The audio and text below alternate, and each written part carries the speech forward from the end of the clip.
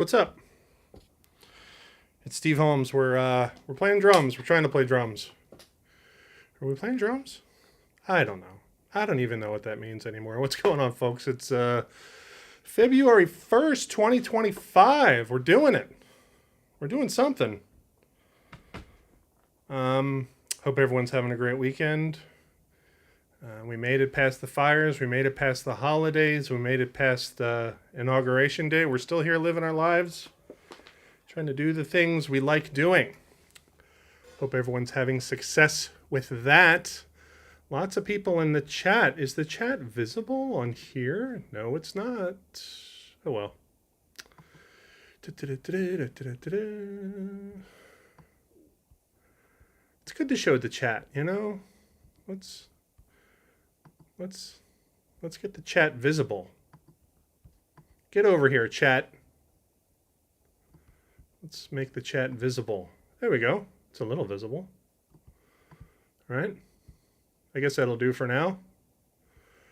What are folks saying? Good morning from Sydney. Good morning.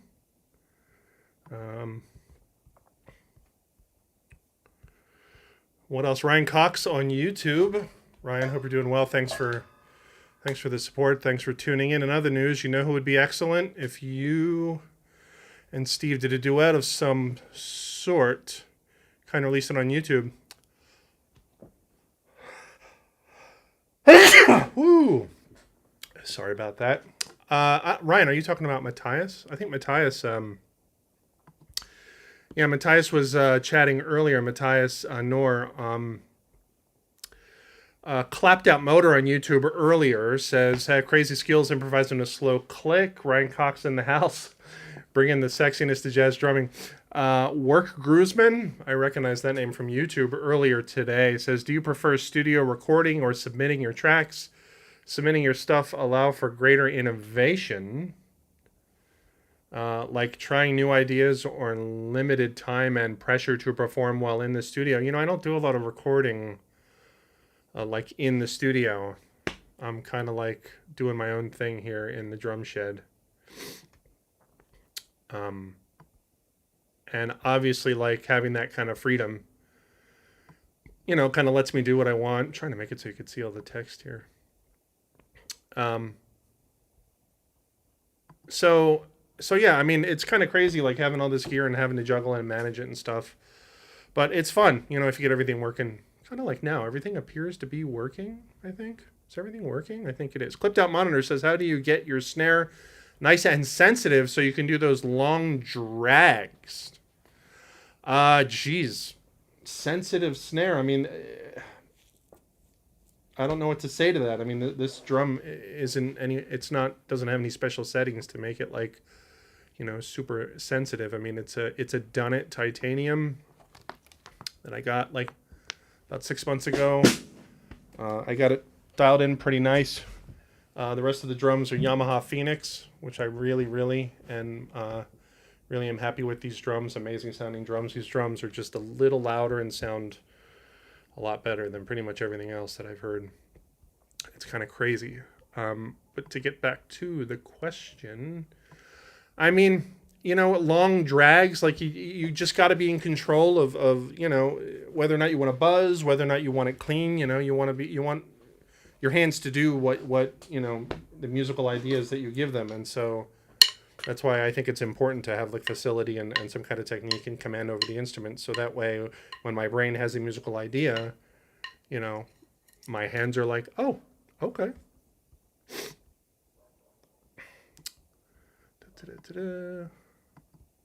What else do we got? Okay. Let's see. Chopped Out Mode. Matthias says, hey, Steve, how are you, Matthias? Thanks so much for hanging out again, man.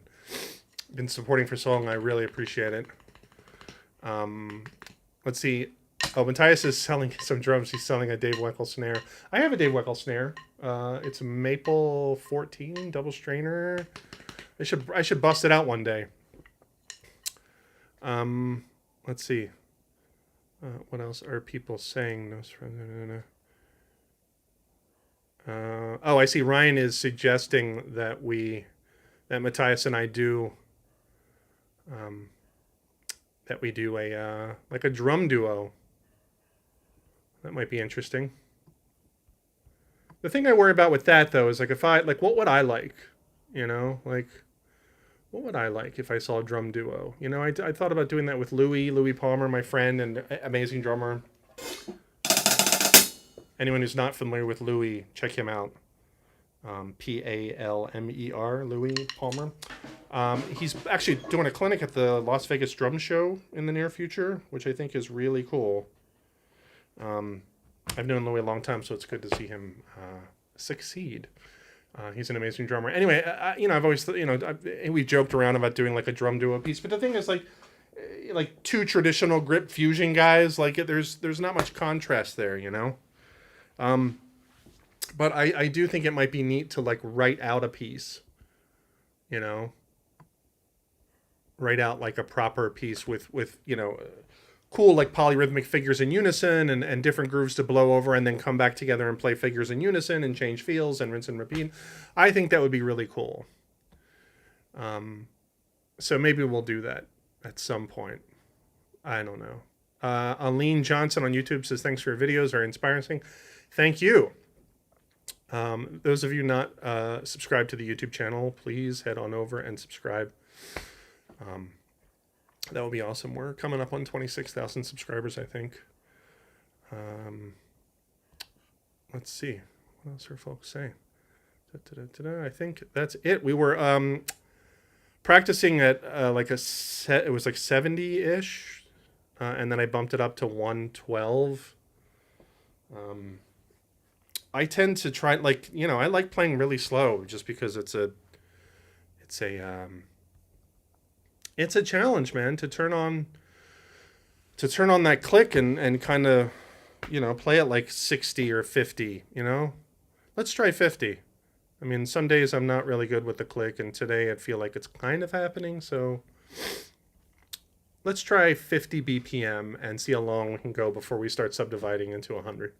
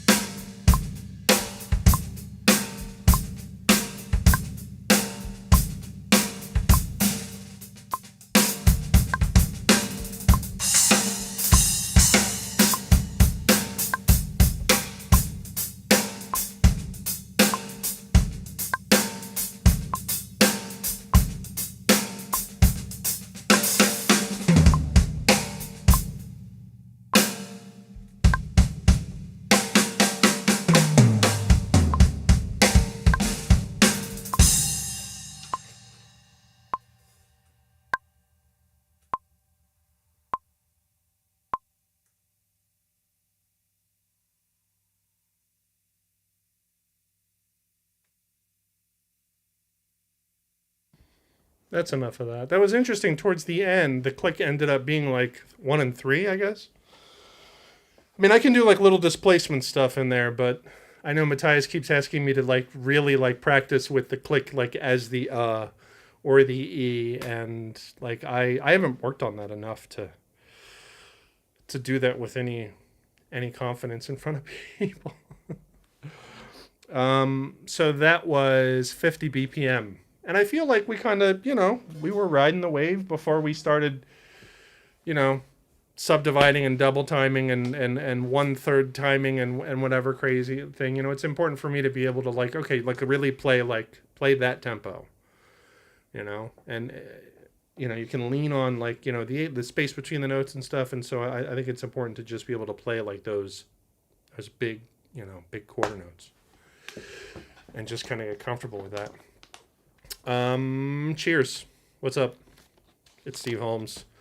Anyone interested in the setup should be in the description. There's a link in the description that'll take you to different ways to support the channel. If folks are interested in supporting it, would be greatly appreciated. Normalized audio on YouTube is back. What's the web chat looking like? See, this only shows like part of the chat, but I'm just trying to, at least folks on the stream have something to look at, so like what I'm talking about. Let's see. Clapped out motor. Steve, yes, I agree. Thank you for providing some really great education here on YouTube to get me going with some proper rudiments I never learned, helping me get the language out. Thanks. Yes, of course. That's what it's all about. It's important to me to like share this stuff, and just get it out there and just, because, when I was young and trying to learn stuff, and there was so much mystery and so much like, oh my God, what is that? And it was such a breakthrough moment for me every time someone like, oh, it's just this. And I was like, oh my God, like I like to think that I'm providing those kind of moments for folks. Like, it's just this, Let's see. Johan on YouTube says, I have a Phoenix kit on loan from a friend, playing it for a week now. Really amazing drums when I learned to dial them in. Yeah. These drums, like the Phoenix drums, man, they have like a special thing where they're just like, they feel like they're like going through a preamp, they have so much more presence. There's so much, they're like on steroids. They're like the best Yamaha drum on steroids. It's crazy, I mean, you kind of have to like be in the room with them to get like, whoa, like, and you don't have to play hard, but they just sing, it's really beautiful. Let's see. Namir David on Facebook earlier today said, do you practice your left hand match grip? Answer, no. I don't practice my left hand match grip. I spent a lot of my youth, like elementary school, junior high, high school, like playing match grip along to rock records and memorizing rock tunes, and then I got into jazz and fusion and stuff, and also marching band, did a lot of marching and got traditional grip kind of happening that way. And so I had these two drumming identities. I had like the progressive rock guy, and then I had like the, marching traditional grip thing, and, and I was learning basic jazz independence and whatever. So when I moved to LA in '93, I decided I was like, okay, I need to pick a lane, like which I need to commit to one, and so I decided to go with traditional grip. And I don't want to get into all the strengths and weaknesses of it, but that's the basic philosophy for me. Is like one isn't better than the other. It's like they both have strengths and weaknesses, and you want to do whatever you want to do, and what feels right and what sounds best for you. But to answer the question, I don't practice match grip a lot these days. And, if I was like touring all the time, if I was playing like whatever, really long shows, like multiple times a week, my opinion of the whole thing might change, especially now because I'm like 52. So I might be like, F this, like I need like a meat and potatoes backbeat. I always thought it was cool that Gadd, like with Clapton and stuff, like he's back there. He's just like match grip laying it down, it kind of doesn't matter, like how you do it, you just do it.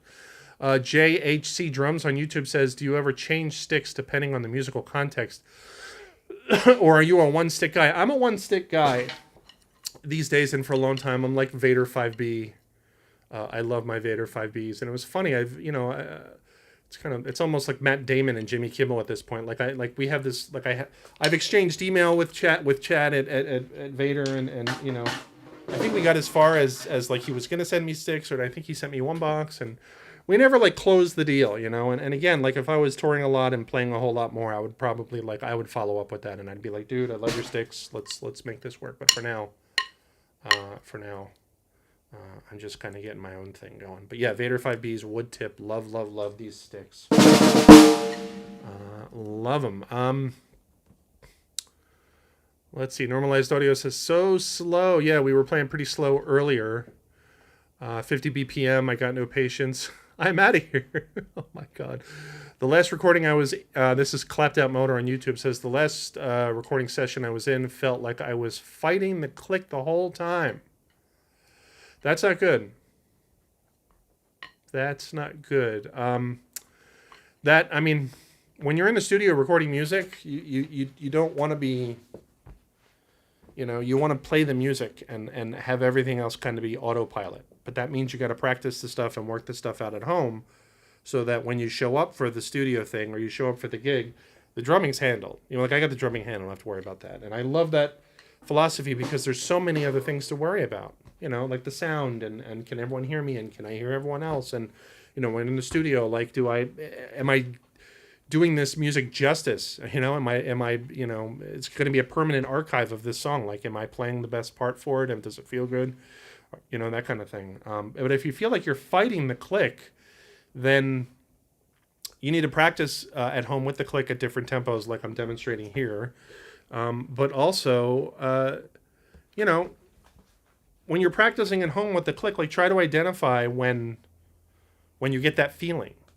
You know what I mean? Like play the, you know, after you're done the session in the studio, like take the track home and play with it at home. Like try to recreate those circumstances and identify what the problem is. You know, play along with the tune or just set a metronome to that tempo without the tune. You know what I mean? And just play and relax and try to notice like when you're fighting it and identify like, well, what is the problem there? You know, did you like when I was playing earlier, I was on the hi-hat for a while playing like whatever hi-hat groove. And then I played like a transitionary fill. I played a fill, and then I went to the ride cymbal, and that transition was bad. It was bad, and so that's why I went. Like I stopped playing, and I went back to the hat, and I did it again because I identified, like I recognized. I'm like, whoa, that was crap. You know, let's try that again. Let's try that again. You know, that's such a big thing. Like play a big fill, go to the ride cymbal. You know, that transition. It has so much potential. It's like the music can literally like take a whole. No, we're switching gears now in terms of musical energy and vibe. You know. And so that's an important thing you want to be able to do. And so, you know, I stopped. I went back to the hat, and okay, let's try it again. Like play a fill.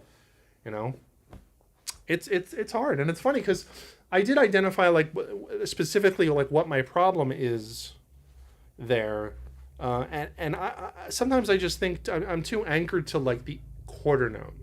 I find, and that's a problem. And I wonder if other folks have that problem. Like I'm too anchored to the quarter. I'm like too anchored to j, dot. You know, and I think it would help me to think more along the lines of, you know, an eighth note, you know, grid or click or whatever, especially when playing a fill and coming out on one and then going back to the backbeat. You know, zat doom dega doom be ba. You know, like locking into the eighth note during that transition. Zat do stega doom be de dot de. You know. Because those eighth notes are going to help me like get that backbeat like right where it needs to be, you know. Because it's going to get there, but it needs to be there like the first time. Like there's no like grace period. Like, oh, it was just the backbeat after the fill. It's okay. No. They all need to be like in the right place, you know. And so that was one of the things that I kind of blow it on. Let's see. Someone from Kick is here. Who ate my pancakes on Kick? We're streaming at kick.com as well. Who ate my pancakes says hello. Hello, who ate my pancakes? Thanks for hanging out. Junebug Smithington on YouTube says, yes, Steve. Also asking, do I have a double kick? Yes, I do have a double kick. Double pedal. Yeah, last 16th. Matthias. You know. Have I heard about Sean Reinhardt? I haven't. Some of your stuff reminds me of his drumming. All right, we'll check out Sean Reinhardt. Yeah, Sean Reinhardt. Okay, so we're all caught up with the chat, which means we can play some more. What tempo should we play at? We did 50 last time. We did slow. Now we should do fast. I'm almost better playing slow than I am at playing fast at this point because I was so afraid of being the guy who's good at playing fast, but not, you know, I overcorrected.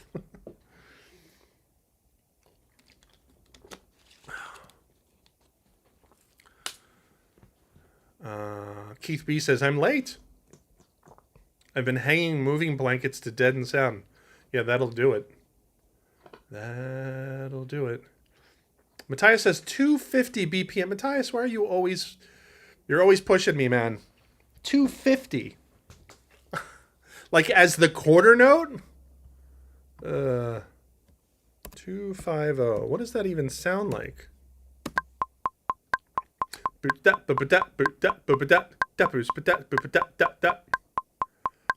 mean, isn't that annoying to would you guys be annoyed listening to me play along with this click?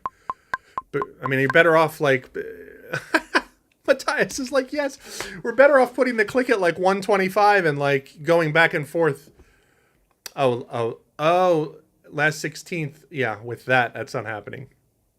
250. Yeah. That's like 80s pop. You want me to do it? I'll do it.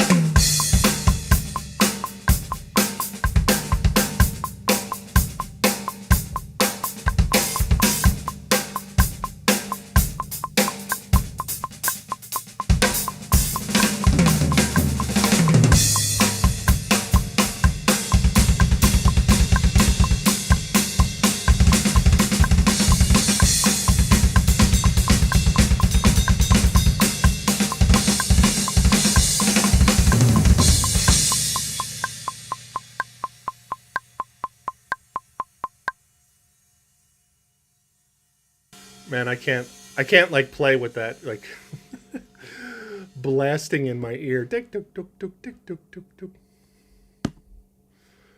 160.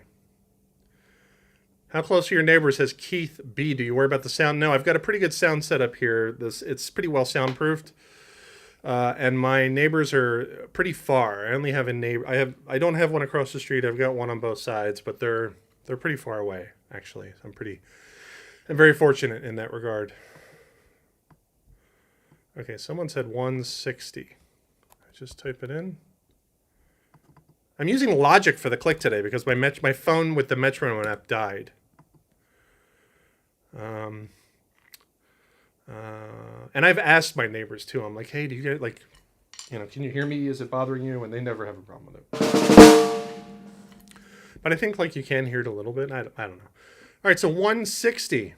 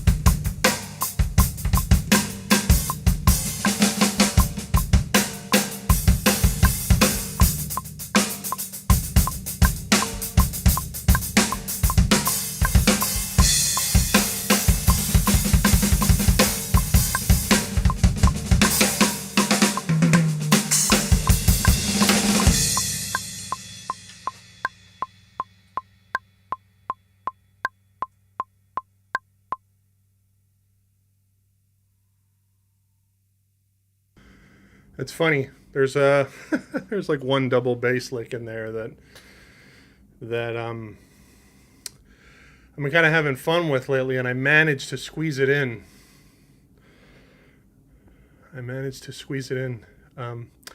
It's just like all the double bass. It's like 4s and 2s. Like, I'll show you the lick really quick.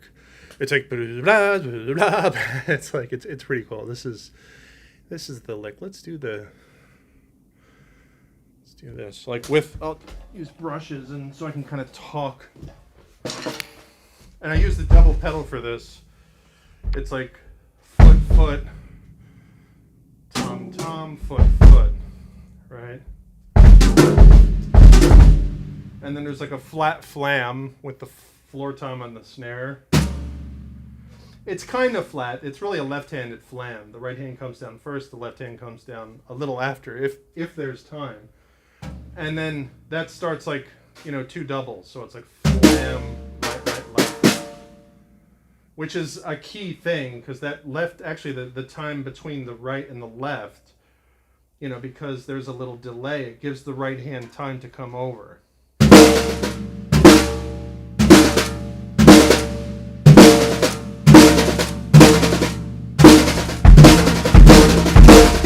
So if you just do a flat, then, it's different. As opposed to boodat. So you can just, that's like a very common kind of, jazz thing. You just put a kick in front of that. But the double bass thing is like...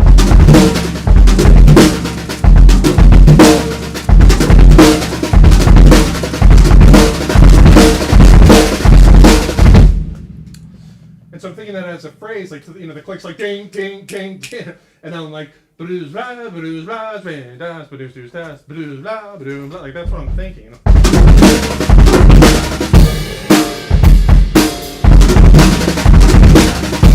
The double bass starts on the downbeat. Like that happens on 1. So it's like, sorry.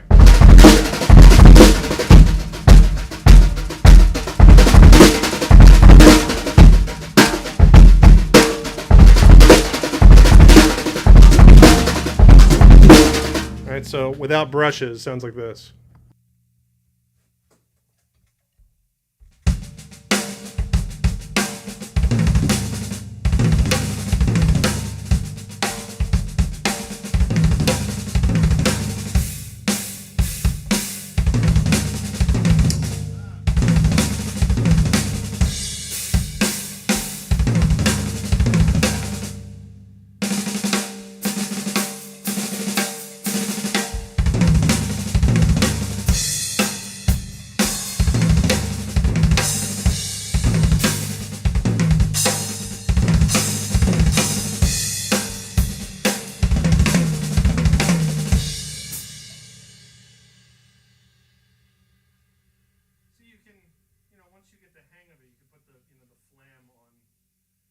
Things. Like I started to experiment with, putting the flam, like whatever, tom and snare, tom and splash.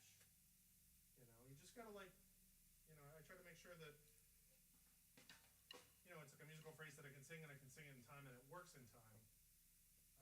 But I also try to make sure that I'm not adding, like it's a proper subdivision, that I'm aware of, like, okay, how many notes and is it on the grid,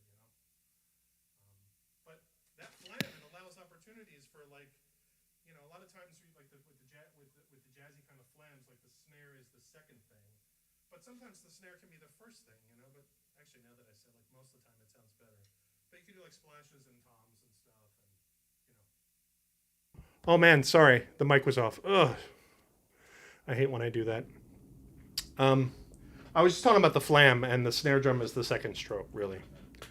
Sorry about that.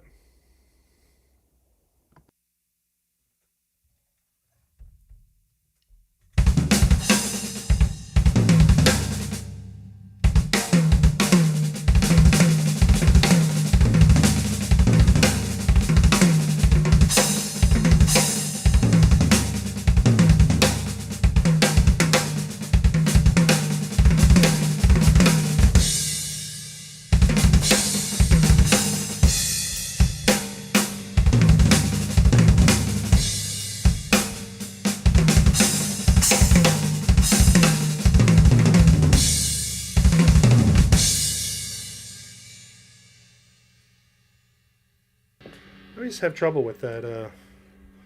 Like if there's two double bass notes at the end of a phrase, like I do the two, and then you have to do a third one for the count of one. So it's like right, left, right. I kind of choke on that sometimes. What's going on, folks? It's Steve Holmes. We are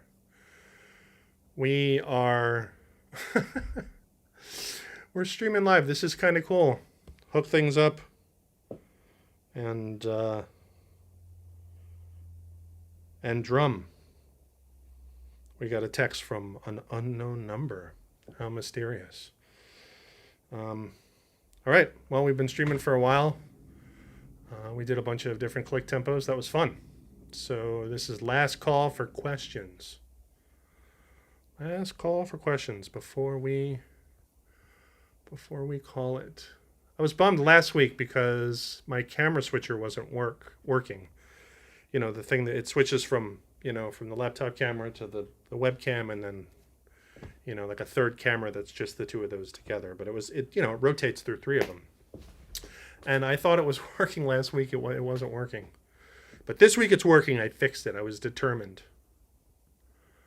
All right, if anyone's interested in supporting the channel, there's a link in the description along with the specs of the setup. My name's Steve Holmes. We'll probably be back. Well, we'll definitely be back next weekend, actually, because the wife is out of town. So I'll be here. Let's have a big drum party. Everybody come over. Let's hang out and listen to Vinny records and geek out. Actually, I think about doing that sometimes, like doing a stream, not even maybe from my office or something, and just just queue up a playlist of favorite tracks and just listen and make faces and talk about them.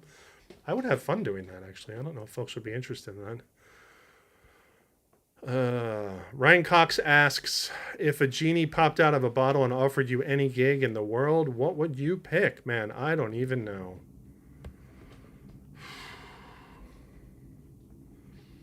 I don't know. Probably just some band with all my favorite, it depends. I don't know, for an acoustic jazz thing, I'd get John Patitucci, Brad Meldau, and Branford Marsalis. Or Joey Calderazzo. I love his piano playing. I would get or Kenny Garrett. Oh man, Kenny Garrett on tenor sax. I would love to get a band with those guys.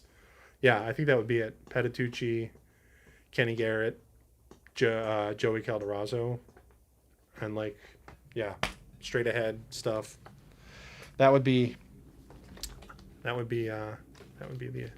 the Avengers, the Jazz Avengers. I would call them Avengers minus me. All right, this was fun. Just making sure we're not missing any. So not Chick. Well, I mean, Chick's not, he's not with us anymore. I assumed you meant people that were alive. I mean, sure, would have loved a chance to play with Chick. Of course. Chick is an amazing player, but the thing that blows me away about Chick just as much is his compositions. No one talks about the fact that no one writes like Chick. He's got his own thing, his own when you hear a Chick Corea song, the way the melodies and the counter melodies will be doubled with the bass, and the main melody will be guitar and and the way he weaves them together, and with different ensemble figures, and how he features the band, and oh man, his compositions are just so cool. Yeah, love that stuff. Brian Cox, this genie is super powerful. He can bring back folks that are no longer with us. Let's see. Aflanez says, do you have a band going? I don't have a band going right now. Cheers. All right, if you're not subscribed on YouTube, subscribe. Click that link if you want to support. We're going to sign off. Go spend some time with my dog and my wife. Hope everyone has a great weekend. We'll definitely be back next week. I'm not sure what day. If anyone has any topics, suggestions for next week's stream, feel free to reach out either with a comment on this, or you can email me, steveholmes@gmail.com, if anyone has any particular topics we want to dive into. All right. See you next time.